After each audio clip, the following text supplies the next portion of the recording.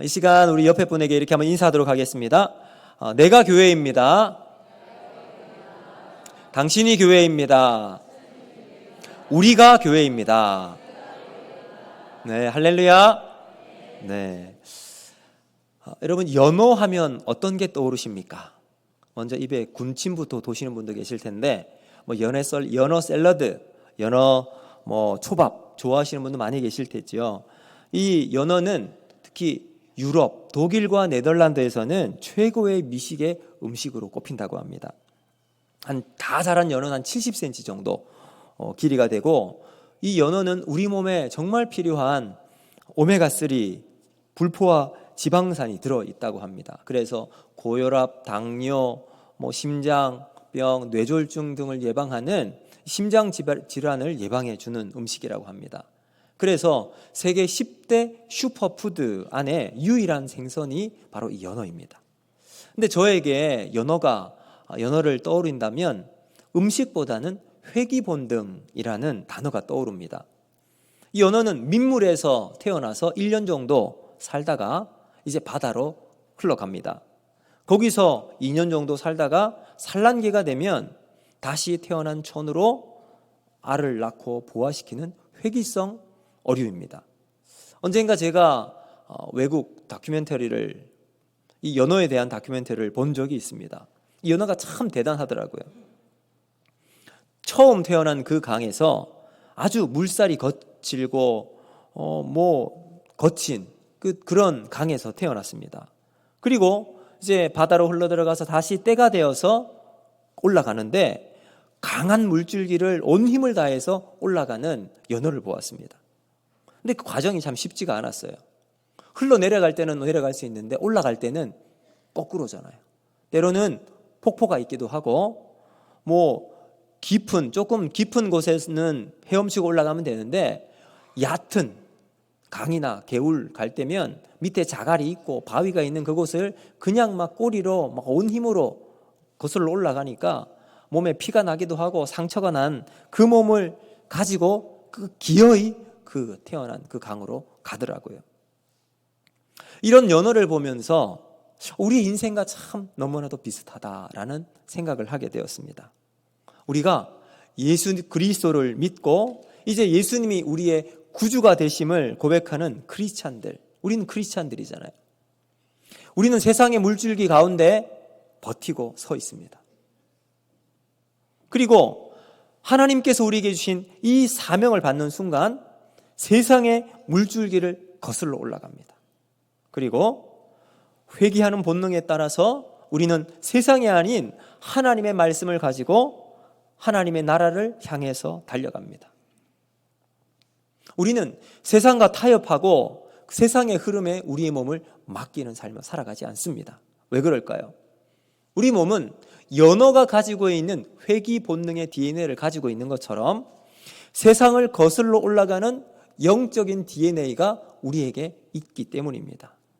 여러분, 이것이 영적으로 살아있는 그리스도인의 본질입니다.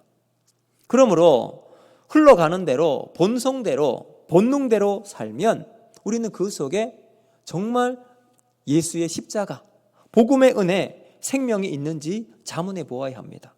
그래서 우리 안에 이 생명을 다시 회복하는 삶을 살아가야 되는 거죠. 하나님이 원하시는 믿음 생활을 하기 위해서 때로는 더 나은 신앙의 인격을 가지기 위해서 우리는 하나님께 쓰임받는 삶을 살아가기 위해서는 돌이켜야 할 때 돌이키고 끊어야 할 때 끊어야 할 줄로 믿습니다. 왜냐? 우리 안에 생명의 DNA가 있는 세상을 거슬러 올라가는 본성이 우리에게 있기 때문입니다. 자, 오늘 성경을 보면요, 생명의 DNA를 가지고 있는 사람들이 나옵니다. 이 사람들이 누구냐? 바로 이스라엘 백성들이에요. 우리가 지금까지 쭉 느헤미야서를 살펴보면서 이 이스라엘 백성들이 처음에는 성벽 공사 다 포기해버렸습니다. 한 100여 년 동안 멈춰 있었던 성벽 공사를 느헤미야를 통해서 완성했죠. 근데 완성이 끝난 것이 아니었습니다. 끝나고 난 다음 이 이스라엘 백성들이 자발적으로 에스라를 초청합니다. 그리고 요청해요. 학사 에스라님, 우리에게 말씀을 들려주십시오. 말씀을 깨닫게 해주십시오. 그래서 에스라가 율법을 펴서 말씀을 쫙 읽을 때 그들 마음속에 막 불같은 은혜가 일어나게 되었습니다. 왜 그럴까요? 그들 안에 생명의 DNA가 있기 때문입니다. 이제 이 백성들이 에스라를 통해서 말씀을 받고 난 다음에 반응이 나옵니다. 우리가 지난번에도 살펴본 것처럼 그들이 다 모인 것처럼 또다시 모입니다. 누가 나오라고 모이라고 하지도 않는데 그들이 자발적으로 모입니다. 7월 1일 이제 성벽 공사를 마치고 난 다음 7월 1일 모여서 나팔을 불며 나팔절 행사를 하고 7월 10일 대속죄일 모두가 금식하며 회개하고 자복하면서 하나님께 부르짖어요. 그리고 15일부터 22일까지 초막절 행사를 참 율법을 지키는 대로 말씀한 대로 그대로 다 지킵니다. 그런데 이것으로 끝난 게 아니었어요. 하루를 지나고 이제 24일 7월 24일이 되었을 때 이들이 또다시 모입니다. 왜 모일까요? 여러분 이름난 맛집을 한번 가보셨습니까? 맛집을 가면 문전성시를 이룹니다. 어떤 사람들은 1시간이고 2시간이고 기다려요. 기다렸다가 자기 차례가 되면 자리에 앉아서 음식을 딱 주문해서 맛보면 첫마디 맛있다. 뭐 이렇게 이제 맞죠. 지금 이스라엘 백성들이 그 오랜 시간 동안 7월 1일부터 22일까지 계속 말씀 듣고 기도하고 말씀 듣고 기도해요. 이젠 충분하잖아요. 3주간 동안 그런 참 은혜의 시간을 보내었어요. 그런데 하루를 지나고 또 그 다음 날 24일 그들이 또다시 모입니다. 또다시 모여서 금식하고 기도합니다. 왜 그럴까요? 여러분 말씀의 은혜를 맛보았기 때문입니다. 그 말씀의 감칠맛, 풍성케함, 무엇과도 바꿀 수 없는 기쁨이 그들 가슴 가운데 계속 물결치듯 몰려왔던 겁니다. 여러분 이것이 바로 은혜의 지속성입니다. 오늘 예배를 드리는 저와 여러분은 하나님이 주신 말씀의 은혜를 통해서 은혜의 지속성이 날마다 여러분의 삶 가운데 넘치는 축복이 있기를 주님의 이름으로 바랍니다. 자, 이제 그리고 난 다음 사람들이 다시 모입니다. 모여서 금식을 해요. 그리고 기도합니다. 먼저 진심으로 자신들의 죄를 회개해요. 굵은 베옷을 입고 머리에 티끌을 쓴 채로 하나님 앞에 나아갑니다. 지극히 겸손하고 극도로 자신을 낮춘 모습으로 하나님 앞에 회개하고 있습니다. 여러분 이것으로 그치지 않아요. 그리고 난 다음 자신들의 죄악뿐만 아니라 조상들의 죄악도 다 하나님 앞에 자복합니다. 회개해요.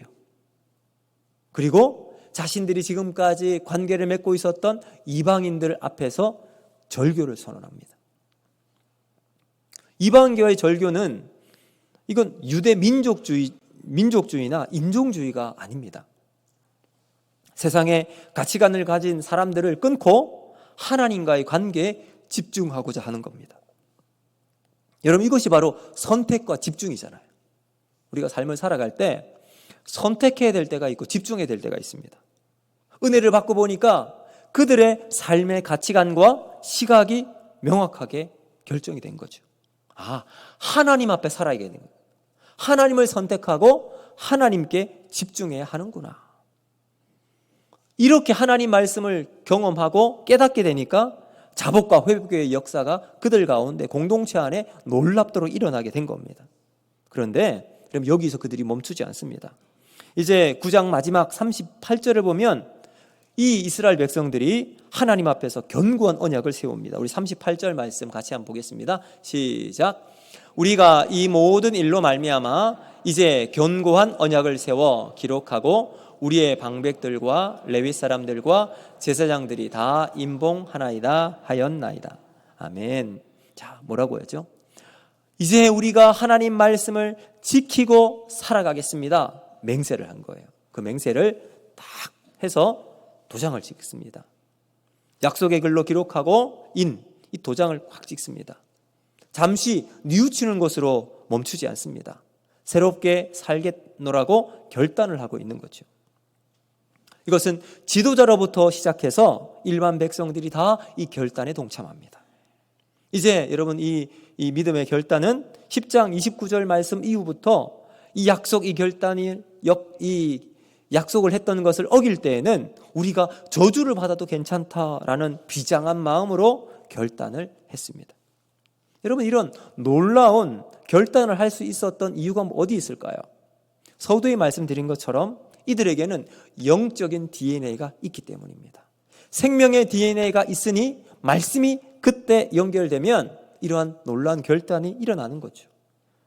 오늘 저는 이 영적 DNA를 가진 우리도 하나님 말씀으로 결단해야 되는 삶을 살아가야 될 텐데, 우리는 어떻게, 왜 이 결단을 해야 되는가 두 가지로 살펴보도록 하겠습니다. 첫 번째, 바로 하나님이 우리를 창조하셨기 때문입니다.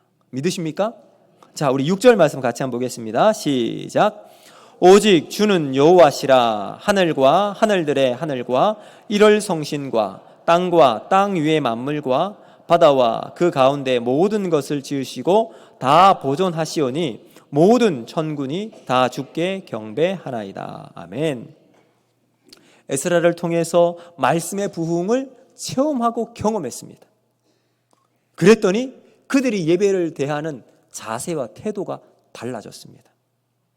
어쩌면 그들이 이전에 하나님께 예배를 드렸을 겁니다. 근데 그때 예배의 자세는 그냥 평범했어요. 상황과 여건을 먼저 따지고 예배의 자리를 섰을 겁니다. 하나님 앞에 참된 예배자로 살아가기보다는 문제가 생겼을 때 그 문제를 해결해 주는, 마치 하나님을 이 알라딘의 이 램프에 있는 지니처럼 하나님을 마치 그렇게 부르는 거예요. 문제가 있으면 그때만 하나님 찾는. 그런데 이들이 말씀을 경험하고 난 다음 그들이 예배하는 삶이, 자세가 바뀌었습니다. 하나님이 얼마나 위대하신 분이신지 깨닫고 진정한 예배자, 하나님을 참으로 경배하고 있습니다. 이 하나님이 누구십니까? 우리 모든 인간과 세계를 만드신 창조주 하나님이십니다. 그러하기에 우리 하나님은 우리를 그 누구보다도 잘 알고 계십니다. 여러분, 이 세상의 모든 제품은 만든 이 제조자가 있잖아요. 그래서 이 제조자는 자기가 만든 이 제품에 대해서는 누구보다 정성을 다해서 가장 잘 알고 있습니다. 이 제품을 만든 사람은 제품을 사용하는 사람들을 위해서 설명서를 그 안에 딱 넣어놓죠. 설명서를 보고 잘 활용할 수 있도록, 또 고장나지 않도록 설명서를 그 안에 봉동해 놓습니다. 제가 아주 오래전에 저희 아이들이 어렸을 때입니다. 카시트를 하나 샀어요. 카시트를 사서 박스를 꺼내고 이제 차에 장착하기 위해서 가지고 내려가려고 하는데 저희 아내가 한마디를 툭 던지는 겁니다. 여보, 설명서 한번 보고 가라고. 이 설명서라는 말에 사실 저의 자존심이 약간 상처를 입었습니다. 그럼 남자는 도구적 인간 아닙니까? 그런 설명서 안 봐도 한 번에 착착해 나갈 거라는 자신감이 저에게 있었는데 이 설명서라는 말을 했습니다. 그래서 호기롭게 괜찮다고 카시트를 가지고 집에 차로 가지고 내려갔어요. 어떻게 되었을까요? 시간이 한참 지났습니다. 그리고 저희 핸드폰이 울렸어요. 아내의 전화였습니다. 여보, 왜 안 올라와? 그러다 보니 제 얼굴에는 땀으로 범벅이 되어 있었습니다. 결국 제가 다시 집에 가서 설명서를 가지고 내려와서 자동차 안에 카시트를 설치를 한 적이 있습니다. 근데 설명서를 보니까 그렇게 쉬울 수가 없었어요. 그래서 다시 한번 확신하게 되었습니다. 사용 설명서를 읽어야겠구나. 여러분, 좋은 제품일수록, 고가의 제품일수록 제조자의 설명서를 신뢰하고 그 지시를 충실히 따라가면 오래 사용할 수 있고 잘 활용할 수가 있게 될 겁니다. 망가지지 않습니다. 하나님은 우리를 창조하신 전능하신 하나님이십니다. 우리 인생이 망가지지 않고 잘 쓰임받기 위해서는, 바르게 사용되기 위해서는 우리에 대한 사용 설명서, 바로 성경이에요. 하나님 말씀대로 따라 살아가야 할 줄로 믿습니다.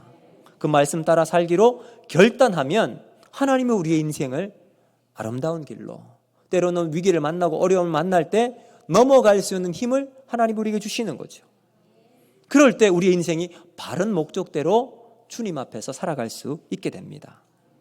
그래서 에베소서 2장 10절은 이렇게 말씀합니다. 우리 같이 한번 읽습니다. 시작.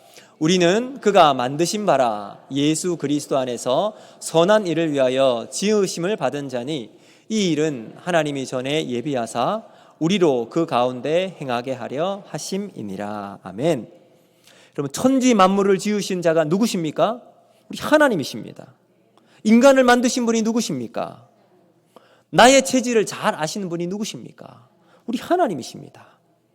우리가 하나님의 지으심을 받은 이유는 여기 에베소서 2장 10절에 선한 일을 위해서 지음받았다라고 되어 있어요. 우리의 삶은 우리를 위한 삶이 아니라 예수 그리스도 안에서 선한 일을 위해서 우리가 지음받으신 줄로 믿으시길 바랍니다. 그래서 우리가 어떠한 형편에 있든지 어떤 문제를 가지고 있든지 우리가 선한 하나님의 목적을 위하여 그리스도를 위해서 우리의 삶을 결단하고 믿음으로 걸어가면 하나님이 우리의 인생을 예배해 주실 줄로 믿습니다. 우리가 그 길을 걸어가는데 하나님께서 지혜도 주시고 도움의 손길도 허락하시고 은혜도 베풀어 주실 줄로 믿습니다. 그래서 우리가 창조주 하나님 그분의 말씀을 듣고 말씀을 따르고 살기로 결단할 때 우리는 우리의 인생의 목적대로 우리가 그 길을 걸어가는 은혜와 복이 있게 될 줄로 믿습니다. 두 번째, 우리는 왜 하나님 말씀대로 살아가야 하는가? 바로 하나님의 큰 은혜가 있기 때문입니다. 자, 우리 17절 말씀인데 같이 한번 보겠습니다. 시작. 거역하여 주께서 그들 가운데서 행하신 기사를 기억하지 아니하고 목을 곧게 하며 패역하여 스스로 한 우두머리를 세우고 종되었던 땅으로 돌아가고자 하였나이다. 그러나 이게 17절. 네, 여러분 이 10 이후부터는 어떤 이야기냐면 이제 에스라를 통해서 하나님 말씀이 선포됩니다. 그리고 에스라를 도와서 함께했던 많은 사람들이 또 이스라엘 백성들에게 말씀을 쭉 설명하는데 어떤 이야기냐면 역사에 대한 이스라엘 역사를 쭉 이야기해요. 어떤 역사일까요? 아브라함을 세우시고 또 그 아들들을 통해서 12지파가 일어나게 되고 또 다윗 이후에 여러 왕들을 세우시고 하나님이 원하시는 하나님 나라를 일구어 나가시는 일들을 보게 합니다. 자, 그런데 이스라엘 백성들이 하나님 앞에 범죄하잖아요. 범죄하는데 왜 범죄하고 있느냐? 그들이 하나님께서 주신 이 은혜를 잊어버렸기 때문이다라고 이야기하는 거죠. 그래서 여러분 17절도 보시면 하나님께서 뭐라고 이야기하시냐면 하나님은 은혜로우시고 긍휼히 여기시고 더디 노하시고 인자가 풍조하시다. 18절에 이렇게 이야기하죠. 여러분 그리고 25절과 35절도 보면 여기에 하나님의 큰 복이라는 단어가 나옵니다. 우리 25절 한번 보실까요? 25절 같이 읽습니다. 시작. 그들이 견고한 성읍들과 기름진 땅을 점령하고 모든 아름다운 물건이 가득한 집과 판 우물과 포도원과 감람원과 허다한 과목을 차지하여 배불리 먹고 살찌고 주의 큰 복을 즐겼사오나. 아멘. 여러분 어떤 말인지 아시죠? 출애굽한 이후에 이제 모세가 죽고 여호수아를 통해서 가나안에 정착하고 난 다음 하나님께서 이스라엘 백성들에게 딱 살아갈 수 있는 모든 환경을 제공해 주시는 큰 은혜를 복을 주셨다라고 이야기합니다. 그리고 35절도 마찬가지예요. 같이 한번 읽어보겠습니다. 시작. 그들이 그 나라와 주께서 그들에게 베푸신 큰 복과 자기 앞에 주신 넓고 기름진 땅을 누리면서도 주를 섬기지 아니하며 악행을 그치지 아니하였으므로. 아멘. 여러분 여기에 하나님의 큰 복이 이스라엘 백성들에게 언제나 함께 했어요. 근데 문제는 뭔가 그 큰 복을 받았음에도 불구하고 하나님 말씀대로 순종하지 않았다라고 하는 게 이스라엘 백성들의 역사라는 겁니다. 여러분 이러한 이스라엘 백성을 향해서 하나님은 크신 긍휼을 베풀어 주십니다. 우리 31절 말씀은 같이 한번 보겠습니다. 시작. 주의 크신 긍휼로 그들을 아주 멸하지 아니하시며 버리지도 아니하셨사오니 주는 은혜로우시고 불쌍히 여기시는 하나님이심이니이다. 아멘. 자, 여러분 우리 하나님은 긍휼이 크신 하나님이신 줄로 믿습니다. 하나님의 큰 은혜와 복을 우리에게 늘 주시지만 여기에 만족하지 않고 죄악의 길을 따라 살아가는 우리 인간을 향해서 하나님은 크신 긍휼로 함께해 주십니다. 여러분 느헤미야 9장을 쭉 한번 처음부터 읽어보시면 여기 하나님께서 주다, 영어의 기브라고 하는 단어가 16번 이상 나옵니다. 무엇을 하나님이 주실까요? 말씀대로 살아가면 하나님의 큰 은혜와 큰 복이 있는 삶을 하나님이 주시기 때문에 우리는 하나님 말씀대로 순종하며 살아가야 할 줄로 믿습니다. 그러면 우리가 하나님 안에 있을 때 어떤 큰 은혜가 있을까요? 제가 이제 적진 않았지만 7절에 보면 아브라함이 등장합니다. 이스라엘 민족의 시작, 바로 아브라함입니다. 근데 아브라함을 하나님이 선택하시고 난 다음 그의 이름을 뭐라고 바꾸셨죠? 아브람에서 아브라함으로 바꾸셨어요. 아브라함의 뜻은 한 가족의 아버지 이런 뜻입니다. 그런데 그를 아브라함, 이제 열국의 아버지라고 그의 사이즈를 엄청 확장시켜 주셨습니다. 우리가 하나님 안에 있으면 믿음 안에서 우리가 주님의 길을 걸어 나가면 아브람이 아브라함이 된 것처럼 우리의 사이즈가 다른 인생이 될 줄로 믿습니다. 사이즈가 다른 하나님의 사명을 가진 존재로 변화되는 은혜가 있게 될 줄로 믿습니다. 여러분 그러한 은혜와 복이 누리는 우리 모두가 되기를 원하며 오늘도 하나님이 우리에게 주신 말씀을 순종하며 걸어가야 우리가 그러한 하나님 인도하시는 삶이 되는 것이죠. 여러분 아브라함은 하나님 만나기 전에는 자기 민족, 자기 가족만 돌보는 사람이었습니다. 그냥 자기만 복받으면 되는 인생이에요. 우리도 그렇지 않습니까? 하나님 나 복 좀 주십시오. 우리 가족 잘 되게 해주십시오.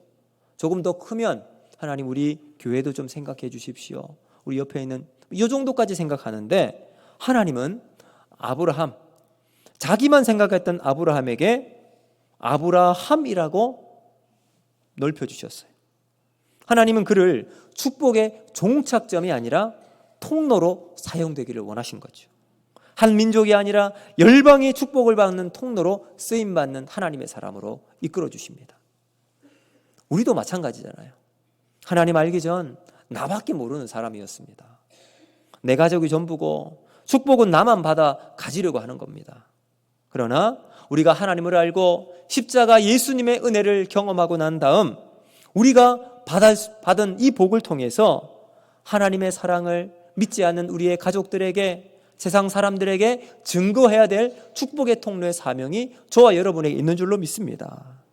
저는 오늘 여러분을 통해서 하나님의 복과 은혜를 우리 주변에 나누어주는 믿음의 사람이 되기를 주님의 이름으로 축복합니다. 여러분 그 사명을 위해서 하나님은 우리에게 복을 주실 겁니다. 하나님이 약속을 주실 것입니다. 그 약속을 믿는 것이 바로 축복의 시작입니다. 자, 고린도후서 5장 17절에 이렇게 말씀합니다. 우리 같이 한번 읽어보겠습니다. 그런즉 누구든지 그리스도 안에 있으면 새로운 피조물이라. 이전 것은 지나갔으니 보라 새 것이 되었도다. 할렐루야. 여러분 누구든지 그리스도 안에 있으면 새로운 피조물이 됩니다. 이전 것은 다 지나가고 새로운 것이 돼요. 그리스도로 말미암아 우리는 이전과 전혀 다른 사람이 되는 거죠. 가치관이 바뀌게 되고 시각이 바뀌게 되는 삶을 살아갈 수 있게 됩니다. 여러분 혹시 다이어트를 하고 계신 분이 계십니까? 다이어트 하기 전에 입던 옷 다이어트 하고 난 다음에 입을 수 있을까요? 못 입습니다. 우리도 그리스도 안에서 새로운 존재가 되어지면 이전에 입고 있던 내 모든 옷들 다 버리고 하나님이 우리에게 주신 그리스도로 입는 새로운 옷을 입고 세상 속에서 살아가는 저와 여러분이 되는 거예요. 그러면 예배가 새로워집니다. 기도가 바뀌게 되고 말씀을 들을 수 있는 마음으로 바뀌게 될 줄로 믿습니다.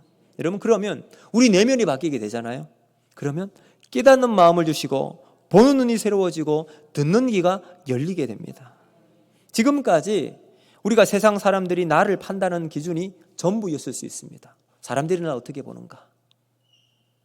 사람들이 오늘 날 보고 뭔가 좋다고 하면 다행이다. 사람들이 날 보고 오늘 뭔가 좀 부정적인 이야기를 하면 그게 내 마음이 다 녹아버립니다. 사람들의 눈에 내가 어떻게 비치느냐가 나의 행동과 생각과 말의 기준이었습니다. 그런데 새로운 피조물이 되고 하나님의 은혜, 십자가, 사랑으로 우리의 삶이 변화되니까 인생의 사이즈가 바뀌게 됩니다. 이것이 중요하지 않은 것을 깨닫게 되는 거죠. 내가 누구에게 잘 보여야 되는지 확실하게 알게 됩니다. 누구의 말을 잘 들어야 되는가? 그럼 어떤 것이 은혜일까요? 잘 먹고 잘 사는 것 물론 중요합니다. 사람들에게 잘 보이는 것 필요합니다. 그러나 우리가 인생을 살아갈 때 하나님의 눈에 들면 그것으로 우리의 인생이 하나님이 인도하시는 축복의 삶이 되는 것이, 우리가 이것이 우리 인생의 최종 목적이 아니겠습니까? 여러분, 이러한 삶의 목적을 따라 하나님의 눈에 합당하게 삶을 살아가는 저와 여러분이 되기를 주님의 이름으로 축복합니다. 여러분, 다윗을 한번 보세요. 다윗은 아버지 이새에게 막내였습니다. 말제. 이 막내는 히브리어로 카톤이란다. 카톤. 카톤은 가장 미천하고 작은, 보잘것없는 이런 뜻입니다. 중요하지 않아서 별로 신경 쓰지 않는 사람. 그래서 사무엘이 이새의 아들을 다 불러 모았을 때 이새는 그 막내 다윗은 그냥, 야, 너는 저기 가서 좀 양 좀 돌봐라, 빼놓았죠. 사람에게는 막내였어요. 가장 작은 존재였는데 그 다윗이 하나님 앞에 탁 붙들린 바 되었습니다. 그리고 난 다음 잠언 25장 13절 말씀처럼 그의 삶이 이렇게 바뀌게 됩니다. 우리 같이 한번 보겠습니다. 시작. 충성된 사자는 그를 보낸 이에게 마치 추수하는 날의 얼음 냉수 같아서 능히 그 주인의 마음을 시원하게 하느니라. 아멘. 여러분, 다윗은 누구에게 잘 보여야 될지 알았던 사람이에요. 그래서 여러분, 저 무더위에 얼음 냉수와 같이 막 그 주인의 마음을 시원케 하는 다윗. 그러니까 하나님이 그의 인생을 다르게 사용해 주신 거죠. 여러분, 어떤 사이즈의 인생이 되기를 원합니까? 세상 사람들이 보기에 좋은 사이즈가 아니라 하나님의 눈에 보기 좋은 사이즈가 되는 인생이 되기를 주님의 이름으로 축복합니다. 하나님을 인정하고 하나님을 기뻐하는 다윗처럼 하나님과 다윗이 그렇게 탁 주거니 받거니 멋진 인생의 하모니를 이루어서 하나님이 그의 인생을 인도하시는 복된 삶을 살아가는 그 다윗과 같이 오늘 우리도 하나님 앞에서 그러한 길을 걸어나가기를 주님의 이름으로 축복합니다. 자, 그리고 또 하나님의 은혜가 어떤 것이 있을까요? 여러분, 부족함이 없는 인생이 있습니다. 우리 21절 말씀인데 같이 한번 보겠습니다. 시작. 40년 동안 들에서 기르시되 부족함이 없게 하심으로 그 옷이 헤어지지 아니하였고 발이 부르트지 아니하여 싸우며. 아멘. 이스라엘 백성들이 40년 광야 생활을 막 했습니다.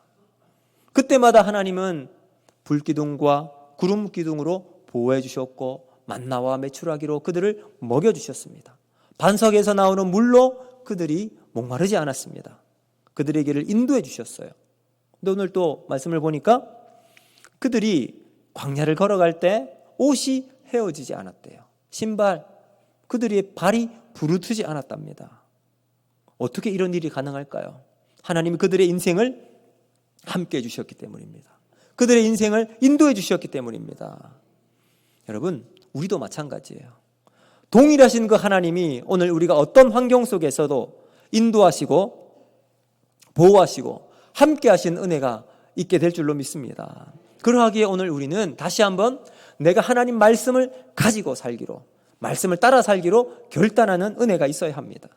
이런 놀라운 은혜가 있지만, 큰 복이 있지만 여러분, 이스라엘 백성들이 어떻게 살았을까요? 16절과 17절 한번 보겠습니다. 자, 16절 17절 시작. 그들과 우리 조상들이 교만하여 목을 곧게 하여 주의 명령을 듣지 아니하고 거역하며 주께서 그들 가운데서 행하신 기사를 기억하지 아니하고 목을 굳게 하며 패역하여 스스로 한 우두머리를 세우고 종되었던 땅으로 돌아가고자 하였나이다. 그러나 주께서는 용서하시는 하나님이시라. 은혜로우시며 긍휼을 더하시며 더디 노하시며 의인자가 풍조하심으로 그들을 버리지 아니하셨나이다. 아멘. 여러분, 하나님이 이스라엘 백성을 얼마나 사랑해 주셨어요. 얼마나 선하게 인도해 주셨습니까? 그런데 이스라엘 백성들은 교만했습니다. 목을 빳빳하게 세우고 굳게 하며 순종하지 않았습니다. 하나님께서 베풀어 주신 은혜를 망각하며 기억조차 없이 살아갑니다. 그런데 이런 백성들 보고 하나님께서, 야, 그냥 끝장내버려 하면서 쓸어버리신 것이 아니죠. 하나님이 여기 보시니까 긍휼이 풍성하신 하나님, 버리지 않으셨습니다. 배은망덕과 불순종에도 불구하고 변함없는 하나님의 은혜를 베풀어 주셨습니다. 여러분, 이것은 네가 내 말을 잘 들으니까, 이런 조건이 아니에요. 조건이나 이유가 아니라 그럼에도 불구하고 하나님께서 우리를 사랑해 주신 것입니다. 하나님 안에서 이 변함없는 긍휼과 사랑이 있기에 우리는 하나님을 떠나고 하나님 말씀을 벗어나서는 살아갈 수가 없게 되는 겁니다. 그렇기 때문에 오늘 우리는 다시 한번 말씀을 따라 결단하면서 믿음으로 하나님의 은혜를 사모하며 살아가는 저와 여러분이 되기를 바랍니다. 여러분, 탕자가 아버지의 말씀을 듣지 않고 그 품을 떠나가 버리잖아요. 한동안은 잘 살았습니다. 친구도 사귀고 가진 돈 가지고 떵떵거리며 살았습니다. 그런데 다 탕진하고 보니 옆에 있던 사람 다 떠나갑니다. 자신은 먹을 것이 없어 돼지들과 함께 돼지우리에서 뒹굴면서 그 쥐염 열매를 먹으면서, 그것도 주는 사람이 없어 줄여 죽을 정도 되었습니다. 여러분, 그러한 탕자가 다시 아버지께 돌아갈 때 모든 것이 다 회복되었습니다. 우리도 마찬가지입니다. 우리는 하나님 아버지의 품에 그 은혜와 복과 긍휼, 부유함이 많은 하나님께 돌아갈 때 우리가 다시 회복되는 역사가 일어나게 될 줄로 믿습니다. 그렇기 때문에 우리는 다시 하나님의 말씀으로 돌아가서 그 말씀 안에서 순종하고 믿음으로 살겠다는 아름다운 결단이 오늘 우리 가운데 있기를 주님의 이름으로 축복합니다. 이제 말씀을 마치도록 하겠습니다. 여러분, 우리의 인생을 움직이는 두 가지 채널이 있다고 저는 생각합니다. 첫 번째는 마귀가 우리에게 보여주는 채널이에요. 이 채널을 계속 보고 있으면요, 우리의 과거의 아픔과 실수, 실패, 좌절, 불순종했던 것들이 계속 반복, 무한 재방송이 됩니다. 이걸 계속 보면 우리가 어떤 마음이 들 거예요? 그래, 나는 안 돼. 나는 할 수 없는 사람이야. 내가 하나님의 사랑 받을 수 없는 존재로 우리가 이렇게 우리를 차단해 버립니다. 이 채널을만 계속 보고 있으면요, 너무나도 불행해진 삶을 살아갑니다. 분노가 우리 속에서 막 일어나고 미움이 눈덩이처럼 커지게 될 겁니다. 그런데 우리에겐 또 다른 채널이 있어요. 바로 복음의 채널입니다. 여기에는 인간을 사랑하는 하나님의 자비가 있고 예수님의 헌신적인 순종으로 십자가를 지시는 은혜가 있습니다. 이제 우리 손에 리모컨이 딱 주어지게 될 겁니다. 우리가 1번을 누를 수도 있고 2번을 누를 수도 있을 겁니다. 사랑하는 성도 여러분, 여러분은 어떤 채널을 선택하고 보고 그 길을 걸어가시겠습니까? 우리는 하나님께서 우리에게 주신 영적인 DNA가 우리 안에 있다는 것을 잊지 마십시오. 하나님이 우리를 창조하신 하나님의 자녀들입니다. 그리고 하나님의 놀라운 은혜, 크신 능력과 사랑으로 우리를 인도하시는 하나님이 있음을 반드시 기억하시길 바랍니다. 그래서 우리의 손에 들려있는 이 영적 리모컨 1번이 아니라 2번을 틀고 하나님이 주신 은혜를 날마다 공급받으며 그 은혜 가운데 우리의 삶이 다시 한번 소생되어지고, 때로는 넘어질지라도 어려움을 당하는 순간이라 할지라도 생명의 주가 되신 예수 그리스도와 하나님의 사랑을 다시 한번 경험해서 일어나는 저와 여러분이 되기를 주님의 이름으로 축복합니다. 여러분, 사람들은 자신의 인생의 방향이 어디로 향하는지 궁금해합니다. 여러분은 여러분의 인생이 어디로 흘러가기를 원하십니까? 어디가 여러분의 인생의 종착역일 것 같습니까? 제가 그 답을 알려드리겠습니다. 그것은 여러분이 어떤 중요한 일을 완수한 이후에 무엇을 했느냐를 보면 알 수가 있습니다. 이스라엘 백성들이 성벽을 완성한 다음 그들이 다시 하나님 앞에 모였습니다. 모여서 말씀을 듣고 기도하고 회개하고 은혜를 사모했어요. 왜 그럴까요? 영적 DNA가 있었기 때문입니다. 오늘 우리도 마찬가지예요. 우리의 인생에 어떤 것을 딱 이루고 난 다음 그 다음 하나님의 은혜를 사모하고 하나님의 말씀으로 다시 돌아가 시작하는 저와 여러분이 되어질 때 우리는 다시 하나님의 은혜 가운데 놀라운 축복의 삶이 펼쳐지는 복된 삶이 될 줄로 믿습니다. 오늘 이 말씀 기억하면서 이 시간 다시 한번 우리 마음을 결단하면서 주님, 다시 주님께 우리의 얼굴을 돌리고 주님만 바라보기를 원합니다. 믿음의 결단으로 시간 같이 찬양하도록 하겠습니다.